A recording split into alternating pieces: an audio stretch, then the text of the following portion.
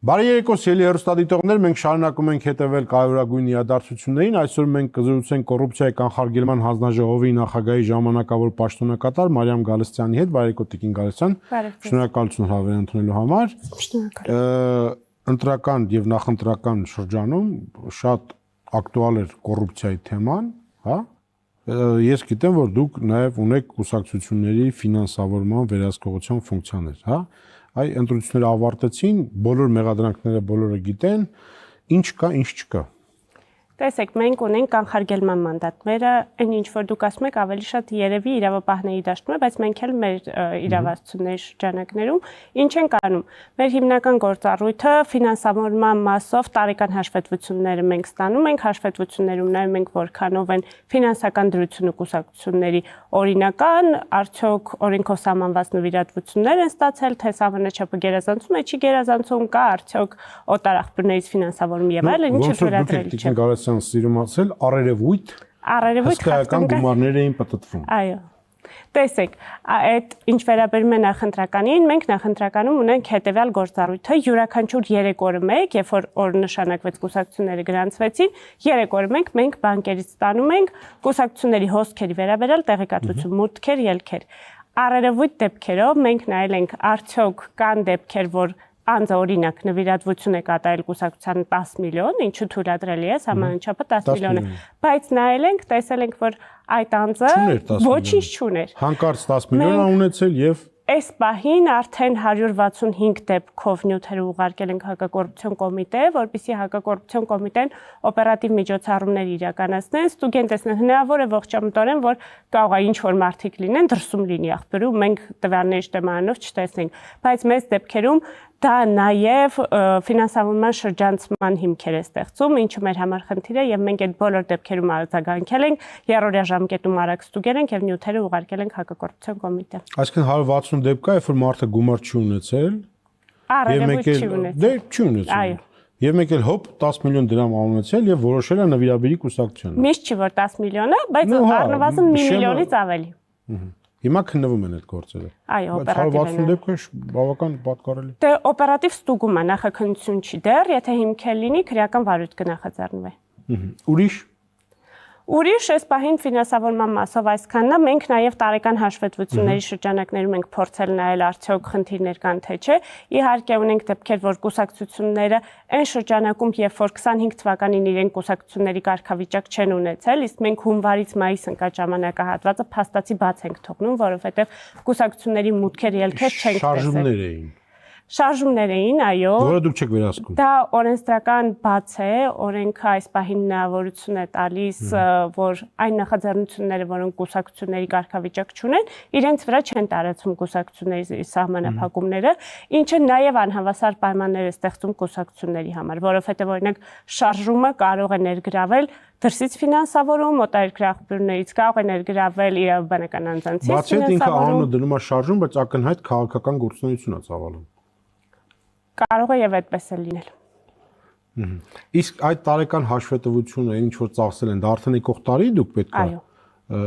ստուգեք, հրապարակեք։ Կուսակցությունները շարժումները կարող են մասնակցել ընտրություններին, եթե կուսակցության տեսքով գրանցվում են արդեն կուսակցության կարգավիճակով, որ պահից որ արդեն կուսակցության կարգավիճակ ունեն, հիմա արդեն մյուս տարի մենք այդ ամեն ինչը կտեսնենք, այս պահին չենք կարող տեսնել։ Շատ լավ։ Մյուսը վերաբերվում է բարեվարկությանը, այլ մենք շատ տեսանք նաև իշխանության մեջ, որ վիրավորում են, վիճում են, ընդդիմությունը աղաղակում է, որ եւ այլն, այստեղ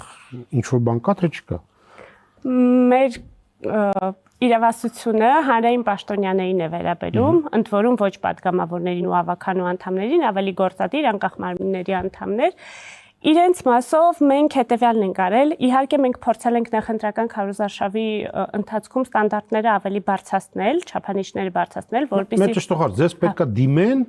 որ ա եղել է, թե դուք նայում եք եւ ասում եք այստեղ առերևույթ խնդիր կա։ Մենք երկու հիմք ունենք, մեկը դիմումի հիման վրա, մյուսը սեփական նախաձեռնությամբ։ ԶԼՄ մոնիտորինգի հիման վրա մենք իրավասու ենք ԶԼՄ մոնիտորինգով վարույթ հարուցել։ Բայց այստեղ շատ կարևոր է, որ քաղաքական խոսույթը չտուժի։ Դրա համար մենք չափանիշները բարձրացրել ենք։ Մենք ասել ենք, որ նախընտրական շրջանում ընդ որում շատ ավելի լայն ենք մենք դա դիտել։ Նախագահը որ օրվանից որ հայտարարեց ընտրությունների օրը, մենք այդ օրվանից դիտել ենք, որ նա նախընտրական շրջան է եւ հանրային պաշտոնյաները, քանի դեռ մեր սահմանները չէին հատել, որը ակնհայտ վիրավորանք, հայհոյախոսություն, ատելության խոսք եւ այլն, այդ բոլոր դեպքերում մենք ձեռնպահ ենք մնացել վարույթ հարուցելուց, որպեսզի քաղաքական դաշտը այդ քաղաքական խոսույթը ավելի հավասար պայմաններում ընթանա։ Մենք շատ ունենք դեպքեր, երբ դիմումները մերժել ենք, որովհետև մենք կարծել ենք, որ հավասար չի պայմանը, որ հանրային պաշտոնյանով, որ տեխնազոյի կարգավիճակով է, խոսույթի համար հավասար պայմաններում պատժվի, իսկ այն անձով, որ տեխնազոյ է, բայց դեռ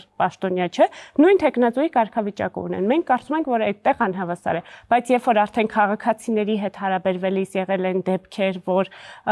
սահմանները անցել են, մեր կարծիքով առերևույթ արկա են եղել որոշ դեպքեր, որ վիրավորանք է արկա եղել եւ այլն, այդտեղ մենք իրավասու ենք վարույթ հարուցելու։ Եվ հիմա ունենք տենց վարույթներ։ Ունենք։ Վարույթ ունենք, դեռևս չենք եզրափակել, դրա համար էս պահին ձեռնպահ կմնան, բայց հարուցված վարույթ ունենք։ Ունենք։ Ընդդիմությունից է թե իշխանությունից գոնե այդ ասել։ Ընդդիմության վրա չենք կարող հարուցել։ Որտեղ պաշտոնյաներ չեն։ Այնտեղ չեն, այո։ Բայց դա անհավասար չի։ Անհավասար պայման չի։ Դե դրա համար էս ասում քաղաքական բանավեճը կարա վիրավորի, իշխանություն տեխնացուն չի կարող, դեռ ինքը նաև պաշտոնյա է։ Եթե իշխանության տեխնացուն ընդդիմությանն է վիրավորում, մենք դա խնդիր չենք դիտում։ Քանի դեռ իշխանության տեխնացուն չի վիրավորում քաղաքացուն, մեզ համար նախընտրական շրջանում նորմալ է եղել։ Բայց ընդդիմությունն էլ է քաղաքացի։ Դե հիմա ամեն ինչ չի որ արտահայտ։ Հասկացա։ Կանք կոռուպցիայի ինդեքսին։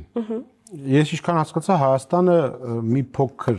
հետ է գնացել, հա, 1 կետով, եթե չեմ սխալվում։ Այո։ Մենք շարունակում ենք ԱՊՀ-ում մնալ ամենաչկոռումպացված երկիրը եւ տարածաշրջանում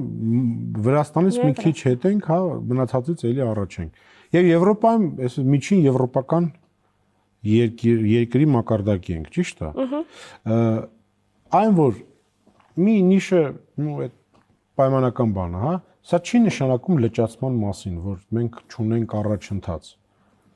Շատ լավ։ Նախ գլոբալ ինդեքսը 42 է, համաշխարհային միջինը 42 է, մեր դեպքում 46 է, ինչը նշանակում է, որ միջինից բարձր է։ Ավելի լավ ենք։ Միջինից լավ ենք, բայց իհարկե դա մեզ համար բավարար չի, բայց միջինից ավելի լավ ենք, թե խոսում ենք թվերից։ Ընդ որում լճացումու հետ ընթաց առաջին տասնյակի բոլոր երկրների մոտ է դիտվել, որովհետև նույնիսկ Դանիան, Ֆինլանդիան եւ այլն ունեցել են իջեցումներ։ Նախորդ տարին իրոք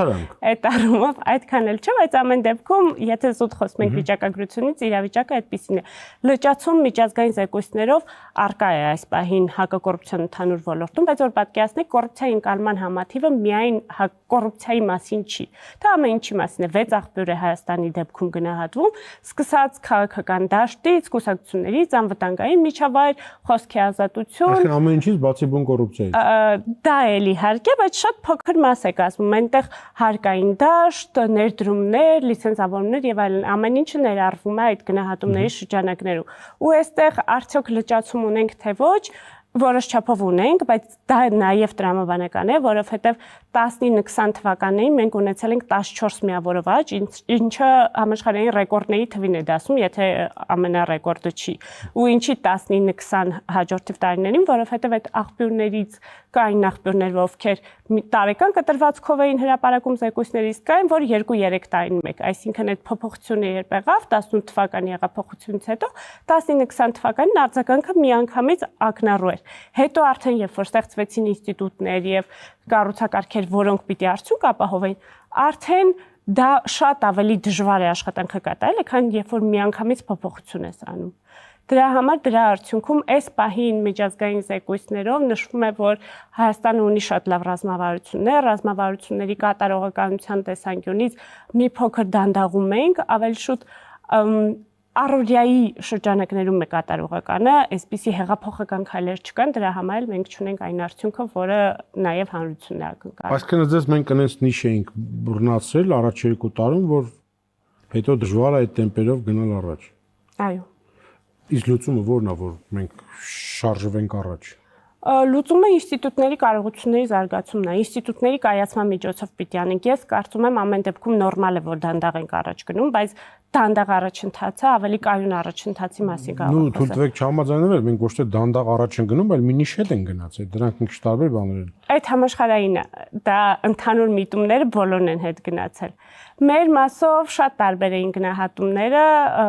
դատաիրավական համակարգի հետ կապված խնդիրներն էին նշված, այլ հարցեր, հարկային ոլորտի տնտեսական ներդրումների եւ այլն, այդ հիմնականում այդ երկու այսպես ասած արձանագրումները կային զեկույցներում դրա արդյունքում ենք։ Այդտեղ մենք ես կարծում եմ պիտի փորձենք ավելի անհանդուրժող լինենք ու քայլերը մեկտեղենք, բայց նաև ինստիտուցիոնալ տեսանկյունից անենք, ոչ թե ինչ որ հատվածային դրվագներով փորձենք հարցերը լուծենք, որովհետև դա հանգեցնելու է նրան, որ մի պահի գնանք առաջ, հետո գնանք ավելի հետ։ 18 թվականից մինչև հիմա խոսում է բարևարկության, դատավորների բարևարկության, դատաիրավական համակարգի մասին եւ այս ընտրաշավում էլ պարզվեց էլի բոլորը դժգոհ են, առաջերտին պարզվում է իշխանությունն է դժգոհ, ընդդիմությունն էլ է դժգոհ, ժողովուրդն էլ է դժգոհ, բայց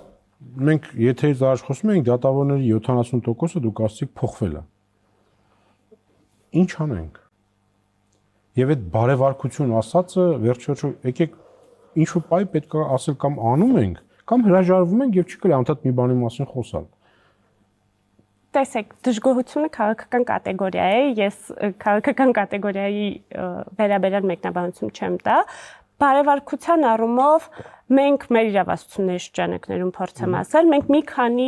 դատաիրավական համակարգի եւ հատկապես դատավորների մասով մի քանի գործառույթ ունենք։ Մենք 2020 թվականից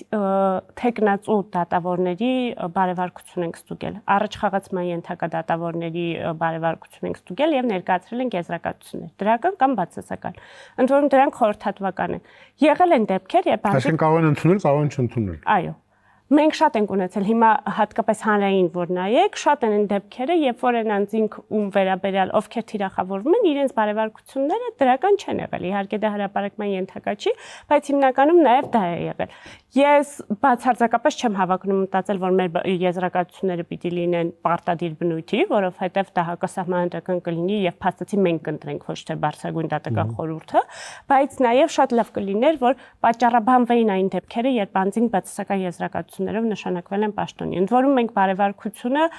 բազմակողմանի ենք անում։ Իհարկե, դա էլ սահմանափակ է, որովհետև օրինակ մենք օպերատիվ գործառույթ չունենք, մենք անում ենք տվյալների բազայով, ԶԼՄ հրապարակումներով, հանրային կարծիքով եւ այլն, ստուգում ենք անձանց որևէ պատասխանատվության ենթարկվել են, թե չէ քրեական վարչական կարգապահական, որում կարող է քրեական վարույթ եղել է, կարճվել է, մենք նայում ենք հանգամանքները, եթե կարող է օրինակ հաստատված է փաստը, բայց անձի պատասխանատվությունը վրա չի հասել կոնկրետ պատճառներով, այդ ամեն ինչը վերլուծում ենք, անձի գույքային դրությունը, ընտանիքի անդամների գույքային դրությունը,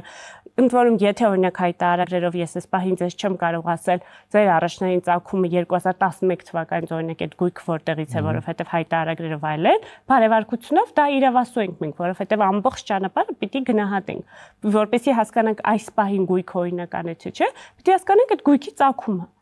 Եվ եթե հանկարծ մենք ունենք կասկածներ, մենք տալիս ենք բացասական եզրակացություն։ Ու նաև մենք նայում ենք ԶԼՄ հրապարակումները, իհարկե այստեղ վիճելի է ու շատ է շահարկվում, բայց մենք մաքսիմալ փորձել ենք այն դեպքերում, երբ որ հանրային ընկալում կա ու դա որևէ այլ տվյալով հաստատվում է, օրինակ կարգապահականներով կամ անձի վարքագծի վերաբերյալ այլ տվյալներով, մենք դրանք համատեղելով տվել ենք բացասական եզրակացություն։ Հաջորդ մեր գործիքը, որը ունենք, մենք անհամատեղելիության վարույթ ունենք ու մենք վարույթ ենք կարողանում հարուցել, օրինակ եթե կասկած ունենք, որ դատավորը բիզնես գործունեությամբ է զբաղվում։ Մենք ունեցել ենք դեպք, երբ հանձնաժողովի դիմումի հիման վրա դատավորի լիազորությունն է դադարեցվել։ Մենք ունենք դեպքեր, որ հայտարարագրերով եւ գույքային դրության հետ կապված 20-ից ավելի հաղորդում ենք ներկայացրել դատախազություն։ Ուզում ասել, որ ինչ որ չափով մենք եղած գործիքակազմով փորձում ենք զսպել, բայց նաեւ ամեն ինչ չի, որ մեր իրավասությունների շրջանակներում է։ Հասկացա, իսկ այս քաղաքապետարանի բարևարկությունը այս վերջին ձեր ենթակայության տակ չի։ Չէ,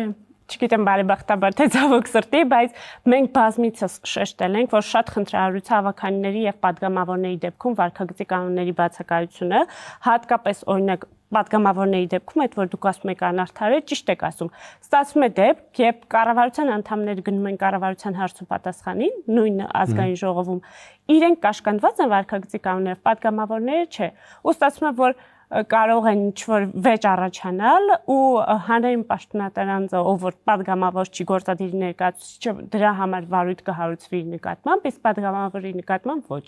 Ու դրա համար մենք հորդորում ենք ազգային ժողովին եւ ավականներին, բոլոր ավականներին, ոչ միայն Երևանի։ Պատգամավորները բարեվարկության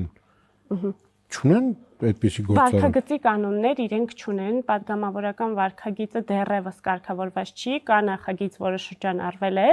բայց Պարզավ չեն ընդունի ոչ ընդդիմությունը, ոչ իշխանությունը։ Առնվազն 5 տարի մենք փորձում ենք այնպես անել, որ իրենք ընդունեն, բայց այդ կանոնները դեռևս չկան։ Մյուսը, որ դուք նայում եք, շատ կարևոր թեմա է եւ շատ բարձրաձայնում են այդ մասին, դրանք պետական գնումներն են եւ շահերի բախումներն են։ Այստեղ ինչ ունենք։ Պետական գնումների մասով մենք բազմաթիվ են դեպքերը, երբ որ մենք ԶԼՄ-ով այդ սեփական նախաձեռնությամբ տեսնում ենք, համայնքի ղեկավարները կնքում էին պայմանագրեր իրենց ընտանիքի անդամների հետ, երբ որ նայում են գնումների ընթացակարգը, թղթի վրա, այսպես ասած, ամեն ինչ նորմալ էր։ Մենք դրա համար միակ բանը, որ նախկինում փորձեցին անել, շահերի մասին պիտի հայտարարություն տային, այդ որ անդրադառնում էր, որ անձը իր ընտանիքի անդամի հետ պայմանագիր է կնքել, ընդամենը 300,000 է տուգանվել, այդտեղ շահերի բախում առկա չէր։ Այդտեղ միակ խնդիրը որ կար, որովհետև օրենքի իմաստով չկար արգելք։ Միակ խնդիրը որ կար, գոնե պիտի մեզ դիմեին, մենք նայենք, տեսնեինք, որ խախտում չկա, հա, այդ դեպքում թույլ տանք, ասենք հրապարակային հայտարարություն տվեք։ Դա միջանկյալ լուծում էր, բայց վերջերս մենք կառավարության հետ, մասնավորապես ֆինանսների նախարարության հետ համատեղ աշխատել ենք եւ արդեն իսկ ընդունվել է ազգային ժողովի կողմից օրենք, որը տարբեր մակարդակներ է սահմանել փոխկապակցված անձանց գնումների մասնակցության արգելքի մասով, այսինքն եթե վարչապետի ազգային ժողովի նախագահի, փոխվարչապետերի, հանրապետության նախագահի ընտանիքի անդամները առհասարակ չեն կարող պետական գնումների մասնակցել փոխկապակցված անձին, իսկ նախարարների դեպքում կամ մարմինների ղեկավարների այդ մարմնում, որտեղ անձինք պաշտոն են զբաղեցնում, իրենց եւ իրենց ենթակա մարմիններում փոխկապակցված անձինք չեն կարող գնումների մասնակցել։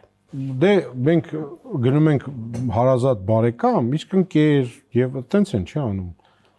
Տեսեք, արգելքը չեն կարող անսահմանափակ դնել, արգելքի տեսանկյունից մենք ասել ենք, որ առնվազն փոխկապակցվածները եւ ավելի նեղ շրջանակ ենք սահմանել, քան օրինակ շահերի բախման դեպքում։ Շահերի բախման դեպքում, եթե ընկերը այլ անձնական սերտ հարաբերություններ ունի, կուսակցական է, որի համար պաշտոնատարանձը կարող է ինչ-որ արտոնություն տրամադրել, այդ դեպքերում մենք շահերի բախում դիտում ենք, եթե իհարկե այդ իմաստած գնումների ընթացակարգ չի, որ օրինակ, իր փոխկապակցված անձին նշանակում է պաշտոնի կամ առաջարկում է, որ նշանակեն պաշտոնի, այդ բոլոր դեպքերում մենք չենք նայում ընտանիքի անդամ է թե չէ, շատ ավելի լայն ենք դիտարկում ըստ օրենքի ու խախտում ենք տալիս շահերի բախումը։ Ունենք տես դեպքեր, որ Ունեցել ենք դեպքեր, բազմաթիվ են դեպքերը, մենք ներկայացրել ենք նշանակող մարմնին շատ դեպքերում հիմնականում համայնքի ղեկավարների դեպքում։ Այսինքն ես ճիշտ հասկացա, որ այդ խնդիրները հիմնականում համայնքներում են, համայնքապետարաններում, աշկիցեռով։ Այս պահին առնվազն վիճակագրությունը ավելի համայնքի ղեկավարների մասով է, այո, համայնքների մասով է։ Իսկ վերջում մի հարց, իսկ լրագրողների բարեվարկության ստուգում դուք չեք անում։ Չէ։ Բախտներ բերելա։ Որտեղ նես ծավալի գործ կլներ։ Սիրելի հեռուստադիտողներ, մենք զրուցում ենք կոռուպցիայի կանխարգելման հանձնաժողովի նախագահի ժամանակավոր պաշտոնակատար Մարիամ Գալստյանի հետ, կհանդիպենք ցտեսություն։